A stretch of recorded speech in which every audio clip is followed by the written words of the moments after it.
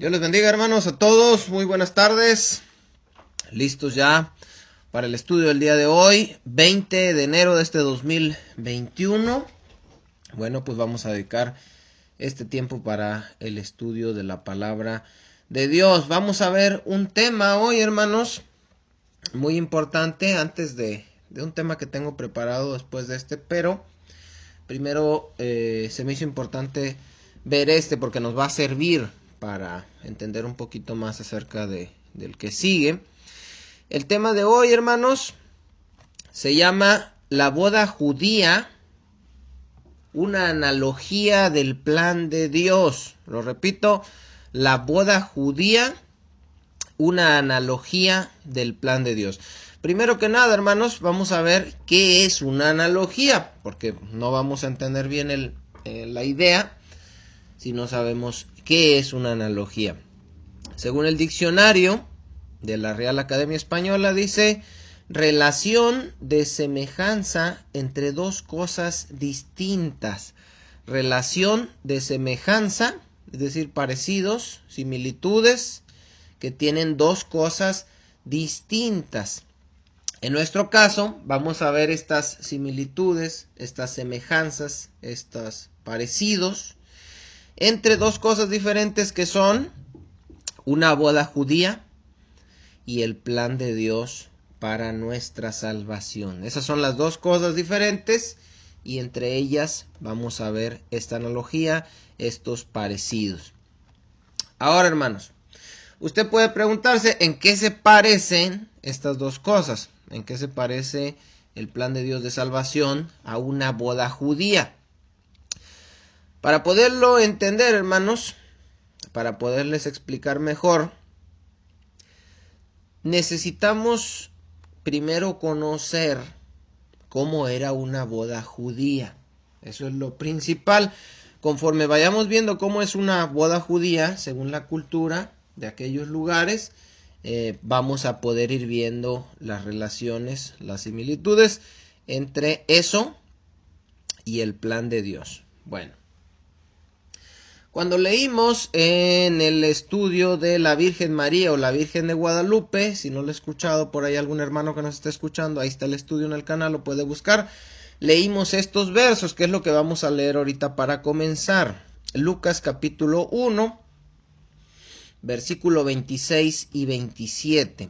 Dice: al sexto mes, el ángel Gabriel fue enviado por Dios a una ciudad de Galilea llamada Nazaret, a una virgen desposada con un varón que se llamaba José, de la casa de David, y el nombre de la virgen era María. ¿Se acuerda de ese verso que estudiamos?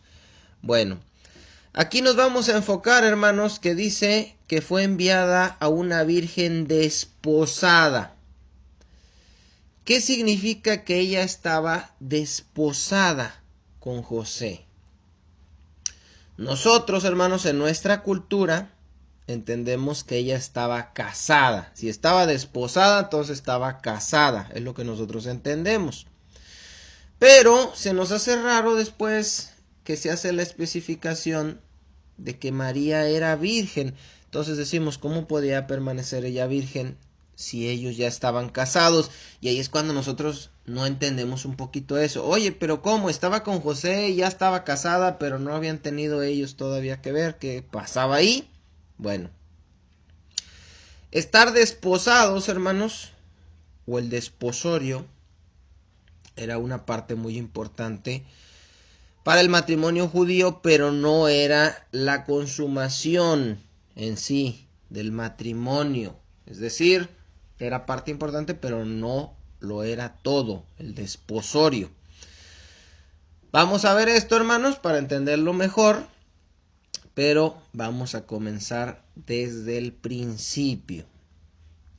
Vamos a utilizar para esto, hermanos, información principalmente del libro Usos y Costumbres de los Judíos. Es un libro donde se nos hablan de todas las tradiciones de allá en cuanto a las casas, a las bodas, a los trabajos, al pastoreo de ovejas. Viene mucha información y toda es relacionada de los usos y costumbres de aquellas tierras, para nosotros con esa información poderle dar una correcta interpretación, hermanos, al pasaje. Por ejemplo, les digo un ejemplo rápido que no tenía aquí, pero que se me viene a la mente.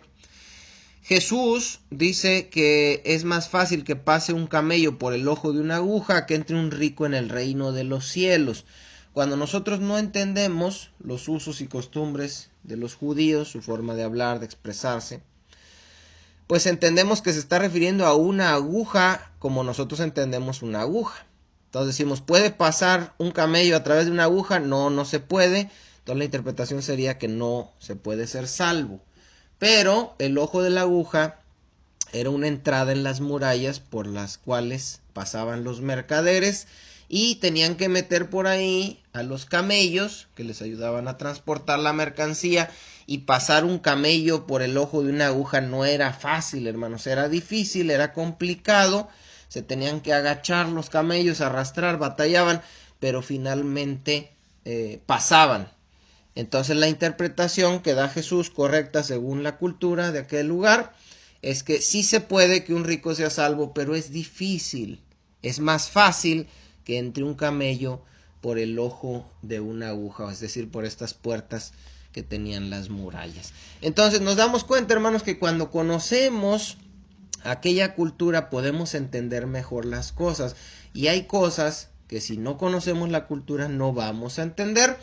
Una de ellas es qué significa que María estaba desposada con José, pero seguía siendo virgen. Bueno, entre más aprendamos, hermanos, de sus usos y costumbres, de la cultura de aquellas tierras, de aquellos tiempos, mayor será nuestro entendimiento respecto al plan de Dios que tiene para con Cristo y la iglesia. Número 1, hermanos. Apúntela, estoy un poquito mormado, por eso de repente me agarro aire.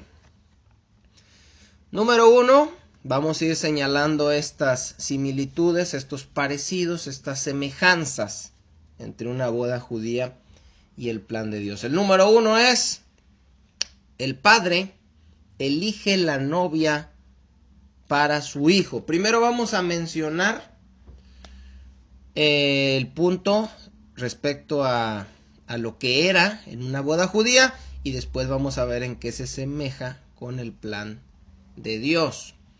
El padre era quien elegía la esposa o la novia para su hijo.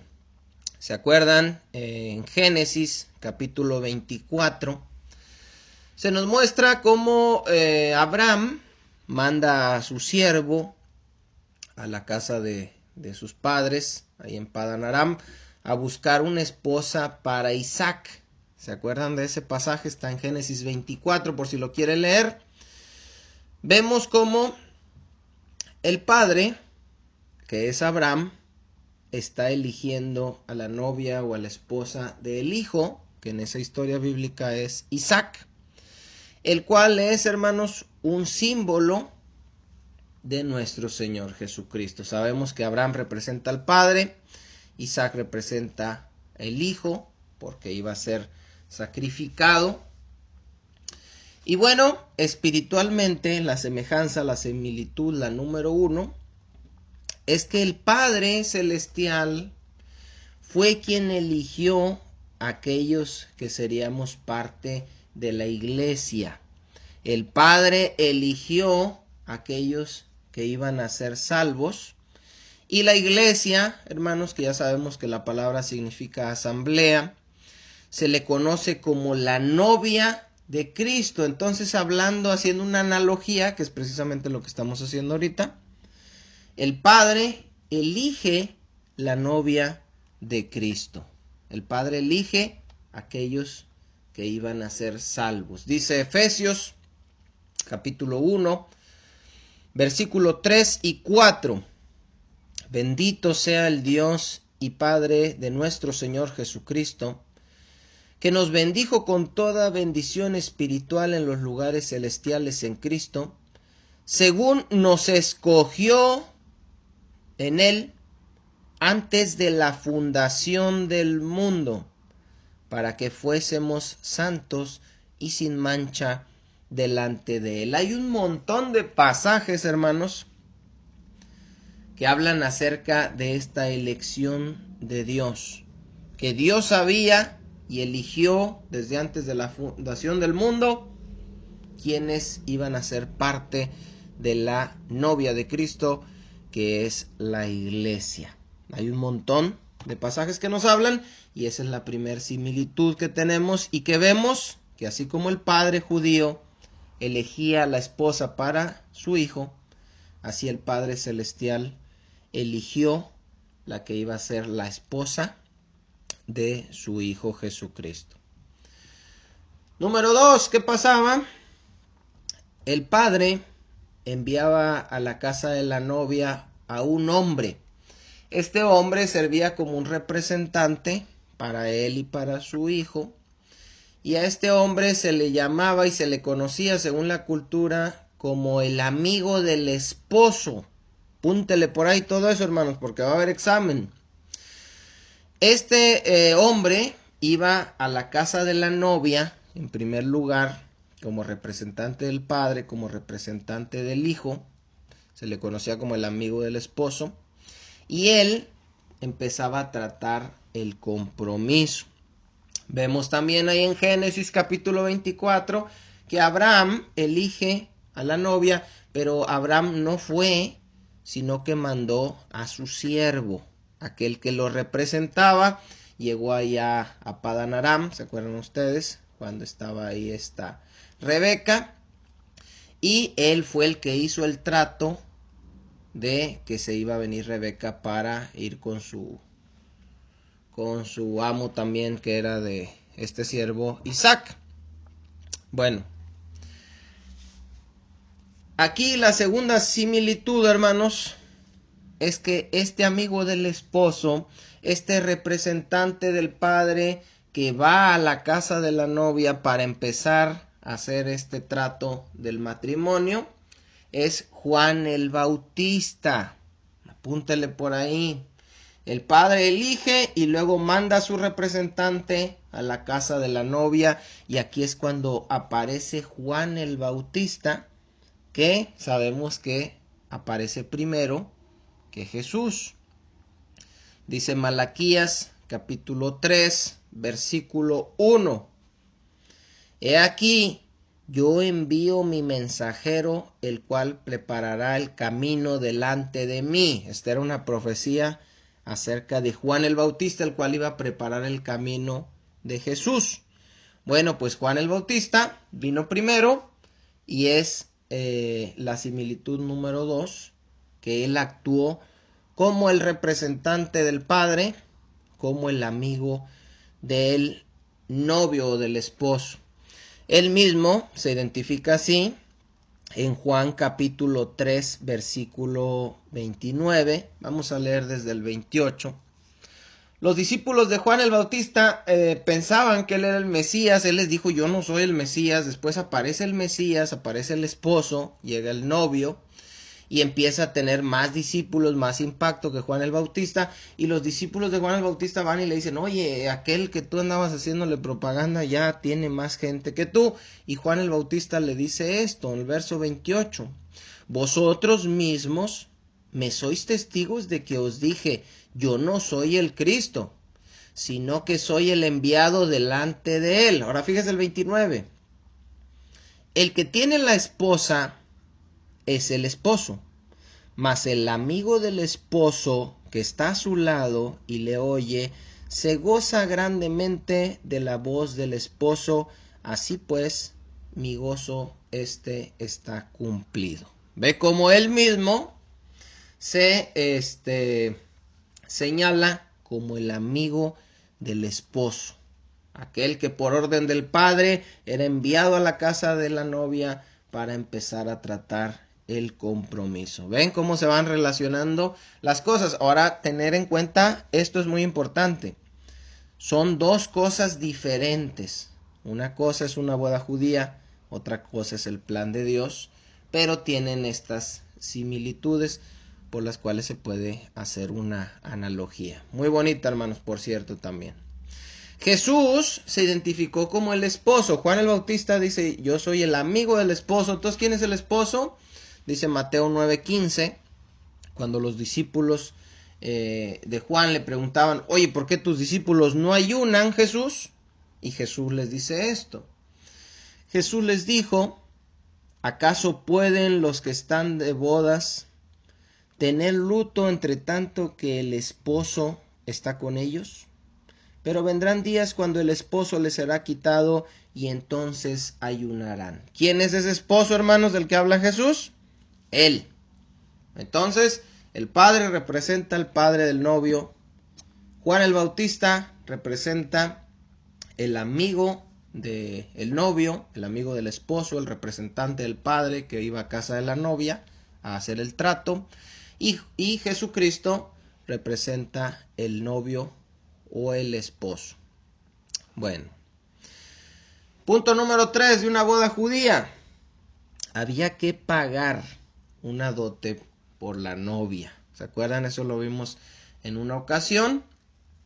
Había que pagar una cantidad cuando se iba a pedir la mano de una mujer.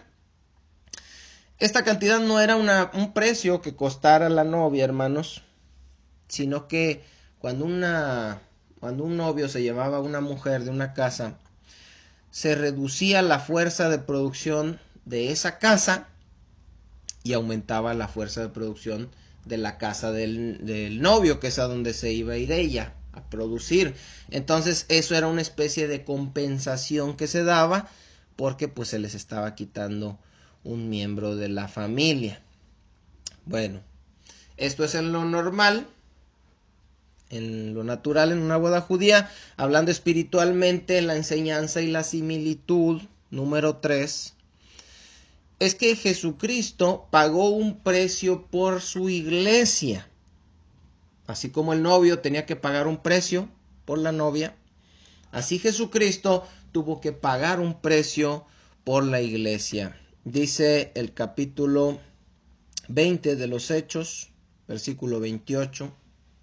Le dice Pablo a los ancianos de Éfeso: por tanto, mirad por vosotros y por todo el rebaño en que el Espíritu Santo os ha puesto por obispos,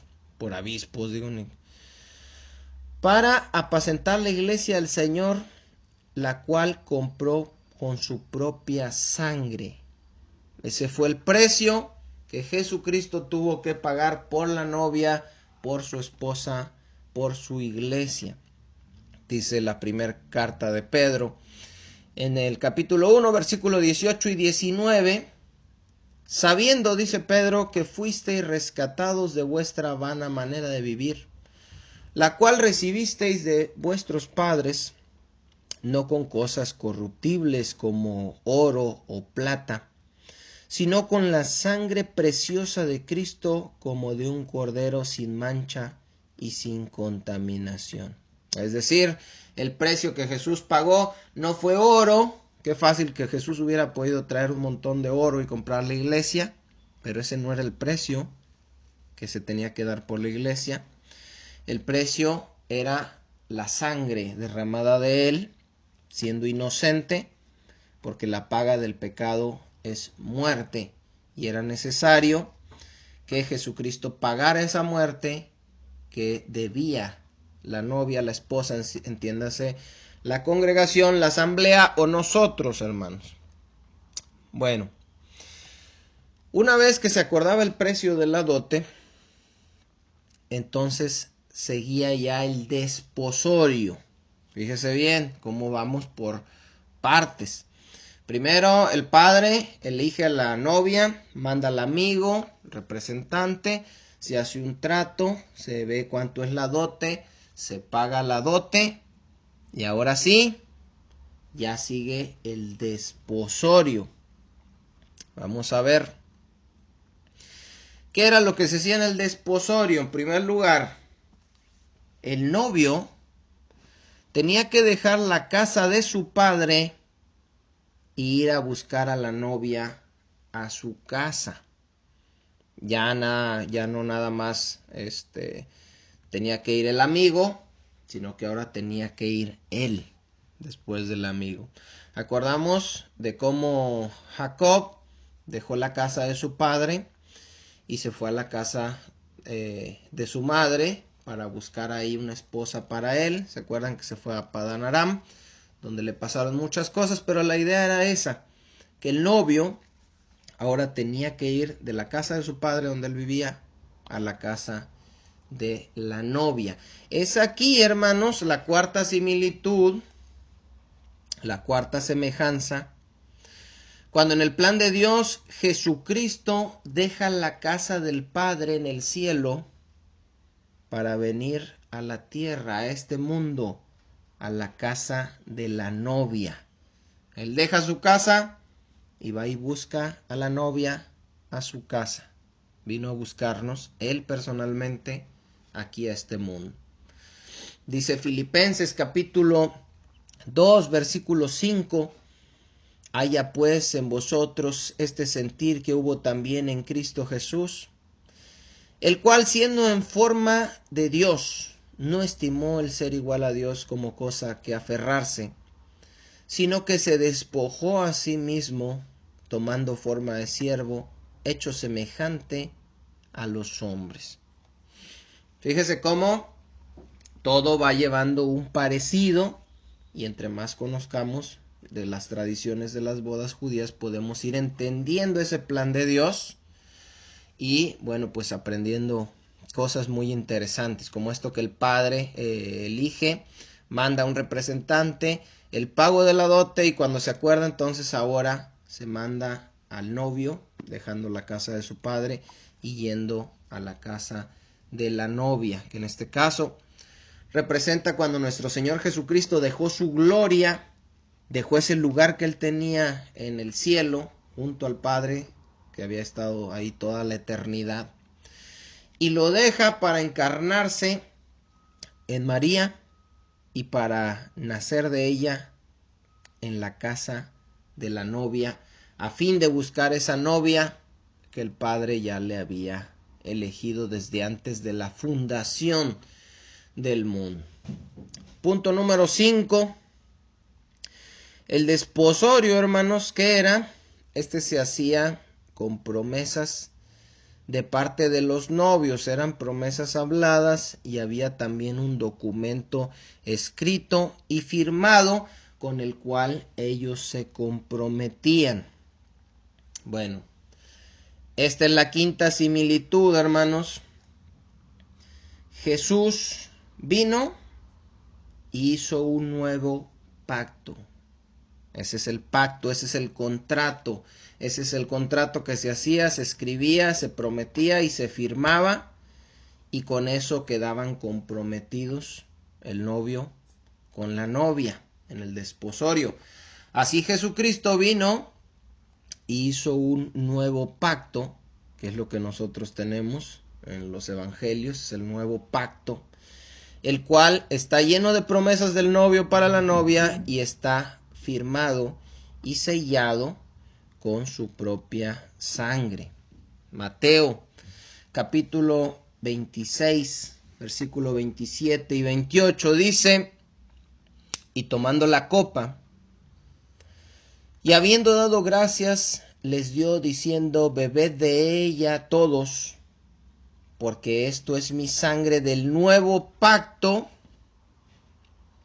que por muchos es derramada para remisión de los pecados. Fíjese cómo dice el nuevo pacto. Ahora rapidito les digo, ¿por qué nuevo pacto? ¿Por qué no está la sangre del pacto y ya? ¿Por qué el nuevo? Porque había dos, el nuevo y el viejo testamento, que les llamamos, o nuevo y viejo pacto.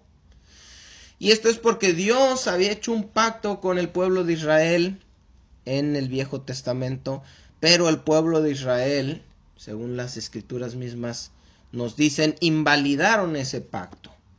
Entonces ellos adulteraron, ellos fornicaron, ellos fueron adúlteros, hablando espiritualmente, yéndose con otros dioses, desobedeciendo a Dios, practicando cosas que Dios no les había dicho.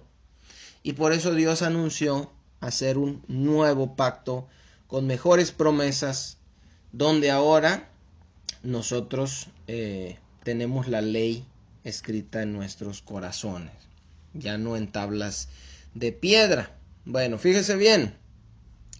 Número 6.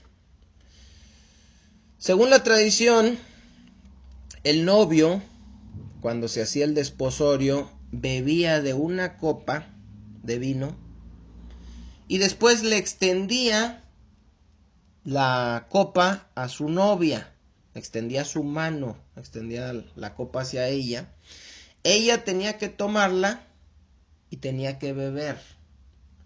Si ella no quería, no se la recibía, o la recibía pero no la bebía, y eso era un signo de que ella no estaba aceptando ese compromiso, ella estaba rechazando y ella le estaba diciendo no quiero. Ella tenía el derecho de decidir y de decir no quiero, tú quieres casarte conmigo, me estás ofreciendo casarte conmigo, pero yo no quiero. Es importante saber esto, hermanos, porque por eso Jesús toma de la copa y se las da a sus discípulos y le dicen tomen todos, este es el nuevo pacto, es mi sangre. Y todos los discípulos al tomar de ella y al participar de ella estaban aceptando el pacto que Jesús estaba proponiendo. Es importante esto, hermanos, también porque Jesús vino, Jesús ya nos ofreció la salvación, nos ofreció el nuevo pacto, pero nada es a fuerzas, hermano. Nada es a fuerzas, no se puede casar una pareja a fuerzas. Y del mismo modo, cuando se le predica a las personas, Jesucristo está extendiendo esa copa hacia ellos con su sangre, diciéndoles, participa de mi sangre para el perdón de tus pecados. Es un pacto que yo te ofrezco para limpiarte, para santificarte, para perdonarte, para ser uno contigo y todas las cosas. Pero muchas veces las personas, representando a esa novia con que le están estirando la mano con la copa, dicen, no la quiero. Y el novio vino y pagó la dote, pagó con su sangre, nos ofrece promesas, nos ofrece vida eterna, nos ofrece estar con nosotros siempre y todo lo que sabemos que la palabra de Dios nos dice, pero cuando le predicas a la gente, son como esa novia que se queda con el brazo abajo y dice, no lo quiero. Ahora, ¿se va a obligar a esas personas? No, el novio no puede obligar a la novia a casarse y Dios no va a obligar a nadie a que acepten la salvación. Ahí está la copa extendida con la sangre.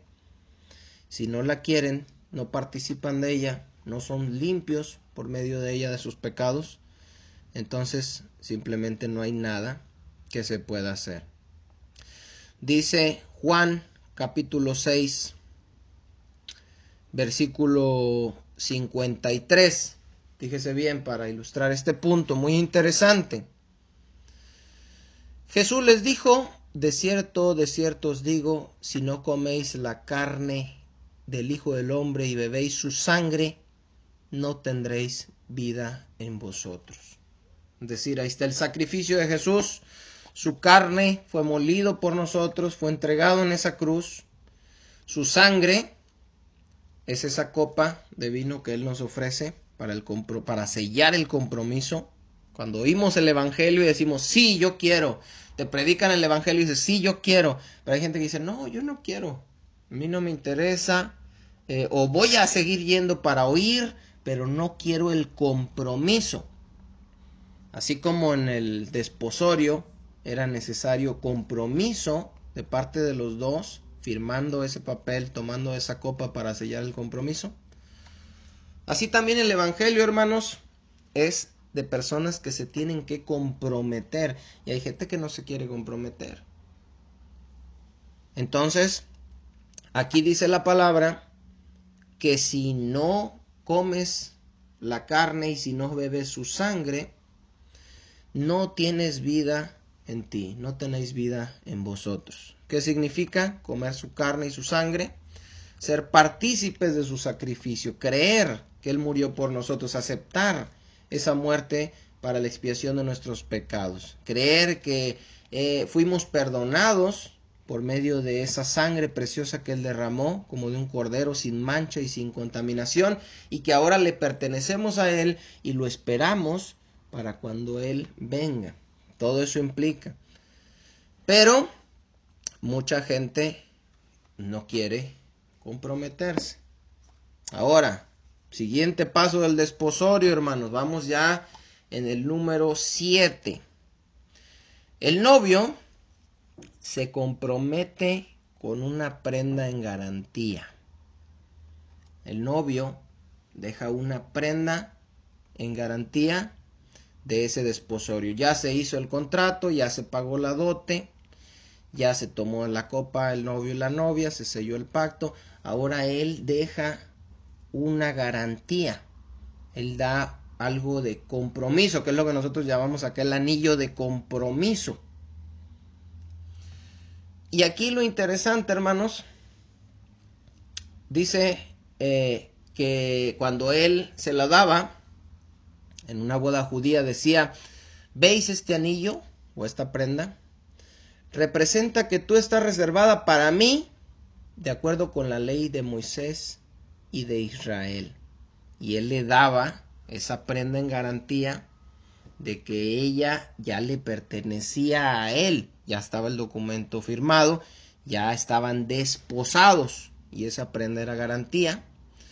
Y hablando del plan de Dios, hermanos, la séptima similitud, como ya lo habrán adivinado, es la prenda que Jesucristo le da a los creyentes cuando nosotros hemos aceptado el compromiso. Fíjese bien, recapitulemos. El padre escoge a la novia, el novio viene y busca la casa, después de que el amigo del novio ya hizo el trato, que también puede ser representado con el Espíritu Santo. Se paga la dote, ya se pagó. Se hace el contrato y se sella y se firma, ya se selló, ya se escribió, ya se firmó. Estamos hablando espiritualmente del plan de Dios de salvación. Luego,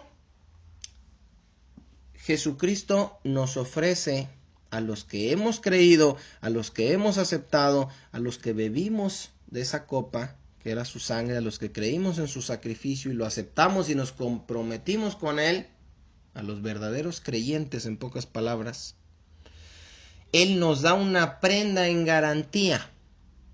Y otra vez no nos da cualquier cosa como un anillo de oro o plata, sino que nos da el Espíritu Santo. Por eso se menciona, como lo vamos a ver ahorita en Efesios capítulo 1, versículo 13. Fíjese bien, esto está bien interesante, hermano. Si ya se me aburrió, páusele y la escucha cuando se me desaburra. Dice Efesios 1, 13 y 14. Fíjese bien lo que dice.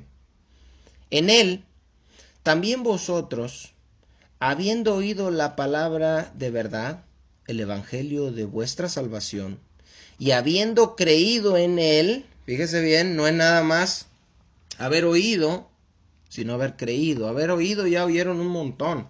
Haber creído son pocos y estamos hablando aún dentro de las congregaciones, cuando ya sabemos lo que significa creer, hermanos. Ya lo explicamos eso una vez en la serie de Mirando a Cristo. No es nada más creer que vino Jesús y que murió y así. No, implica obediencia, implica compromiso, implica muchas cosas más. Dice, después de haber oído y habiendo creído en él, es decir, cuando escuchamos la propuesta, por decirlo así, de matrimonio, vimos el compromiso, que se pagó la dote, nos extienden la copa y nosotros decimos sí, la tomamos y la bebemos. Es cuando participamos de su sangre, es cuando creímos. Esto haciéndolo en la analogía, hermanos. Entonces dice, fuisteis sellados con el Espíritu Santo de la promesa. Cuando creímos, cuando recibimos esa copa, cuando aceptamos, cuando nos rendimos a Él, cuando aceptamos en ese contrato que Él hizo donde ahora somos de su propiedad porque paga por nosotros, que perdona nuestros pecados y que ahora le pertenecemos, Entonces, igual que esa novia en el pueblo judío, recibíamos una prenda en garantía y nosotros recibimos el Espíritu Santo. Fuisteis sellados con el Espíritu Santo de la promesa, que es las arras de nuestra herencia hasta la redención de la posesión adquirida, para la alabanza de su gloria. ¿Qué significa estas palabras, hermanos? El Espíritu Santo, Dios nos lo dio como una garantía de que Él va a cumplir todo lo que nos ha dicho. ¿Qué nos ha dicho?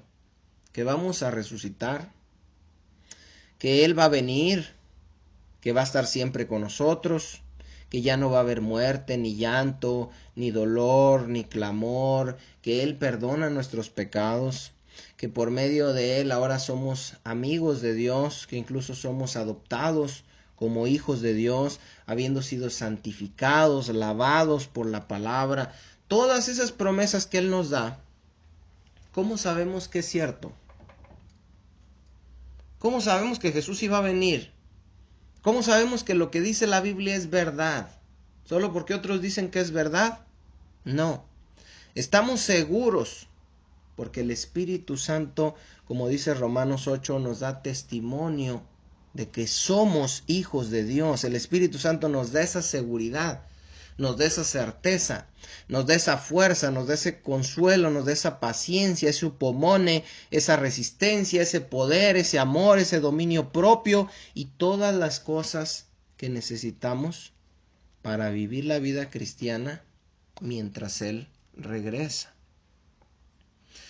Por eso es bien importante, hermanos, dándonos cuenta de que son sellados aquellos que verdaderamente han creído, es decir, así como la novia no podía decir que estaba comprometida más que enseñando que traía ya puesto ese anillo de bodas, de compromiso.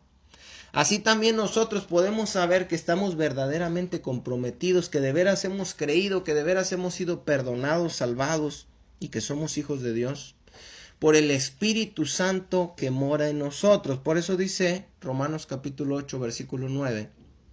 Y si alguno no tiene el Espíritu de Dios, dice, no es de Él. No puede haber un creyente que diga, yo soy de Él, no tienes el Espíritu. Una novia no puede decirle a sus amigas, miren, yo soy de Él. ¿Pero por qué? ¿Dónde? ¿Qué? ¿Cómo? ¿Qué? Demuéstralo. Se demostraba con el anillo de compromiso, con la prenda en garantía que Él había dado.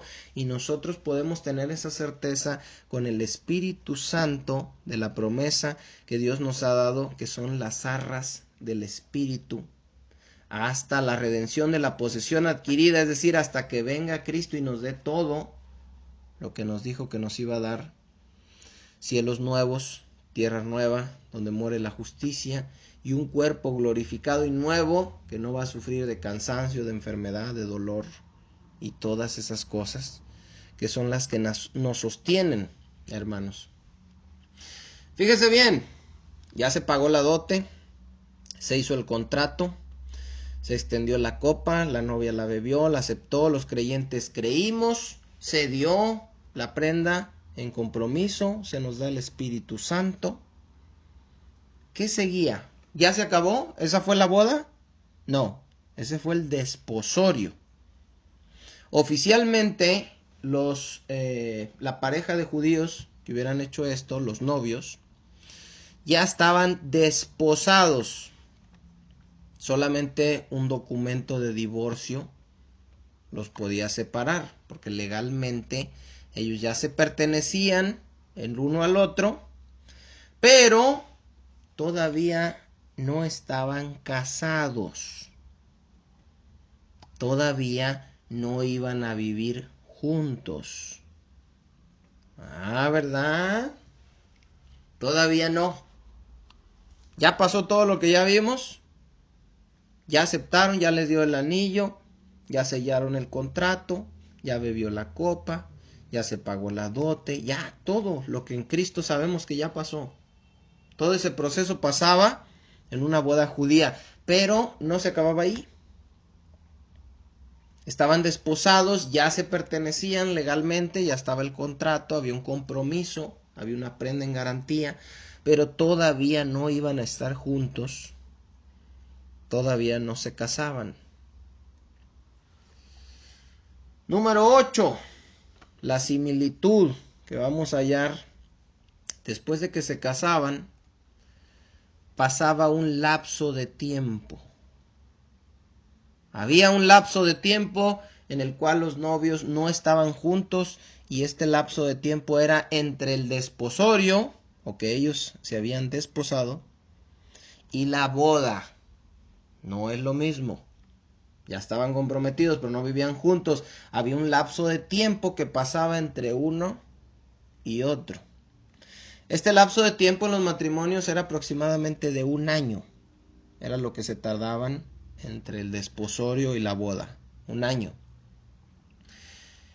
¿Qué pasaba, hermanos, durante este tiempo intermedio entre el desposorio y la boda? ¿Por qué no vivían juntos ya? ¿Qué era lo que hacían los judíos en ese tiempo después de haberse desposado? Usted se va a sorprender cuando le diga que el novio dejaba a la prometida otra vez, ya desposada, en la casa de su familia, en la casa de sus padres, así como aquí nos dejó el Señor, y se regresaba a la casa de su padre. ¿Para qué se regresaba el novio después de haber desposado a la novia a la casa de su padre? Para preparar lugar en la casa de su padre donde ella iba a vivir. Esta es la 8ª similitud entre el plan de Dios y una boda judía. Jesús deja a la novia en este mundo, en la casa de sus padres, y regresa a la casa del Padre para preparar un lugar a donde va a llevar a su iglesia. Juan capítulo 14, versículo 1 al 3. Fíjese bien lo que les dijo Jesús, que entendía esta analogía entre la boda judía y el plan de Dios para salvación de la iglesia. No se turbe vuestro corazón, les dice a los discípulos. Creéis en Dios, creed también en mí. En la casa de mi Padre muchas moradas hay, mansiones, casas. Si así no fuera, yo os lo hubiera dicho. Voy pues a preparar lugar para vosotros. Y si me fuere y preparar el lugar para vosotros, dice, vendré otra vez. ¿Qué está diciendo ahí Jesús? Voy a ir y les voy a preparar lugar.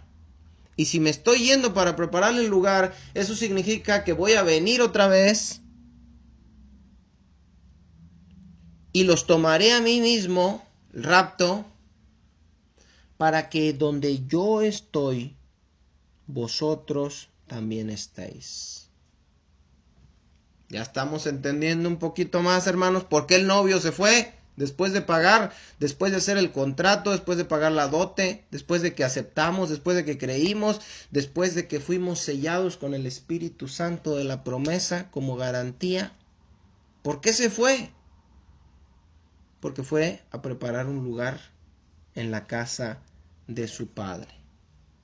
En los tiempos bíblicos, el novio se llevaba a la novia a la casa de su padre, al clan de su padre. Vivían, muchas veces eran tiendas, y lo que se hacía era extender la tienda, se hacía un cuarto dentro de la misma tienda grande donde era la casa del padre, y ahí el otro hermano llevaba la otra y extendía otro pedazo, y como que se iba ampliando la tienda, se iba ampliando la casa. Por eso el significado real de que dejará el hombre a su padre y a su madre no es tan simple como que ya no van a vivir en su casa. Es otra interpretación, pero eso no lo podemos ver ahorita, pero es bastante interesante, hermanos, esto. Bueno, en esta situación, el tiempo de desposada cuando el novio se iba y preparaba el lugar para ella, en ese lapso de tiempo donde ellos todavía no vivían juntos, donde ellos no tenían relaciones todavía, es que se encontraba María. En los evangelios, cuando leemos, por ejemplo, en Mateo capítulo 1, versículo 18, que dice, el nacimiento de Jesucristo fue así: estando desposada María su madre con José, antes que se juntasen, en ese lapso de tiempo cuando José estaba preparando un lugar para ella, para llevársela, pero ya estaban comprometidos, ya había un contrato firmado, ya se había pagado la dote y ya le había dado una prenda de compromiso José a María, pero todavía no vivían juntos, él estaba preparando el lugar para ella. Estando desposados, María con José, antes que se juntasen, se halló que había concebido del Espíritu Santo. Ahora, si María y José hubieran tenido relaciones durante ese tiempo, no hubiera sido algo ilegal, no hubiera sido algo pecaminoso, porque ellos ya estaban desposados. Ellos ya legalmente se pertenecían el uno al otro. Fíjese bien, dice Deuteronomio 27, hablando de los que iban a ir a la guerra, y luego se les decían estas palabras, decía, ¿quién se ha desposado con mujer y no la ha tomado? Vaya y vuélvase a su casa, no sea que muera en la batalla y algún otro la tome. Es decir, ¿quién ya se desposó, quién ya se comprometió, pero anda preparando el lugar y todavía no va? Mejor váyase, porque si no, peligro y lo maten. Por eso dice, ¿quién se ha desposado y no la ha tomado por mujer? Que eran cosas diferentes, pasaba un lapso de tiempo. El problema en el caso de José y María es que él no había tenido nada que ver con ella. Se supone que ella lo estaba esperando mientras él le preparaba el lugar y resultó que estaba embarazada. Esto, hermanos, sería infidelidad, sería adulterio y se procedería con el rompimiento del contrato por medio de un divorcio. Incluso se procedería apedreando a María por adulterio. Por eso dice que José pensaba dejarla secretamente, es decir, él iba a disolver el contrato porque pensó que María le había sido infiel, pero no iba a ser un escándalo para que no la mataran. Entonces esto es bien interesante, hermanos. Y es interesante, hermanos, porque precisamente esta es la misma situación en la que se encuentra actualmente la iglesia. La situación en la que estamos ahorita como iglesia, como novia de Cristo, era exactamente la misma situación en la que se encontraba María, la Virgen desposada con José, esperándola y él preparando un lugar para ella. Por esto, hermanos, vamos a ver la siguiente similitud, la siguiente parte de esta analogía, pero por cuestiones de tiempo yo creo que aquí le vamos a dejar, hermanos. Vimos 8 y vamos a entrar con la parte número 9, pero yo pienso que lo vamos a dejar para la próxima semana. ¿Por qué? Porque ya vamos un poquito para la hora, hermanos, y nos faltan todavía por lo menos 4 puntos más. El que sigue es un poquito más extenso, entonces no los vamos a alcanzar a cubrir. Necesitaríamos dejar el estudio como de 1:20, 1:25, y no los quiero saturar con la información, hermanos. Prefiero que ya con esto que escucharon ahorita lo dijeran, lo mediten, si pueden lo escuchen otra vez. Espero que hayan tomado notas, porque acuérdense que el propósito de todos estos estudios pues es conocer más de la palabra de Dios, para poderle enseñar también a otros, para poderles compartir todas estas enseñanzas que van más allá de los sermones tradicionales que se escuchan, hermanos. Es un estudio para ir conociendo más la palabra y por medio del conocimiento de la palabra ir conociendo también más a Dios. Espero, hermanos, de todo corazón que les haya gustado el estudio. Es pues bastantito tiempo el que se le invierte para estar haciendo estos temas. Se hace, ustedes lo saben, sin ningún interés y con amor, con el único propósito de edificar al cuerpo de Cristo. Y bueno, pues esperemos que les haya gustado y que estén aquí listos para escuchar el próximo miércoles a las 5, ya saben, la segunda parte de este estudio. Gracias a todos los que estuvieron escuchando, a los que comparten, a los que se suscriben, a los que están escuchando y tomando notas, aprendiendo y compartiendo la palabra de Dios. La recompensa, ya saben, la van a recibir de Él. Dios me los bendiga a todos. Gracias por sus oraciones. Seguimos orando por toda la iglesia y sus necesidades, esperando salir pronto de esta situación del coronavirus. Por lo pronto, hermanos, los esperamos aquí, primero Dios, en el próximo estudio.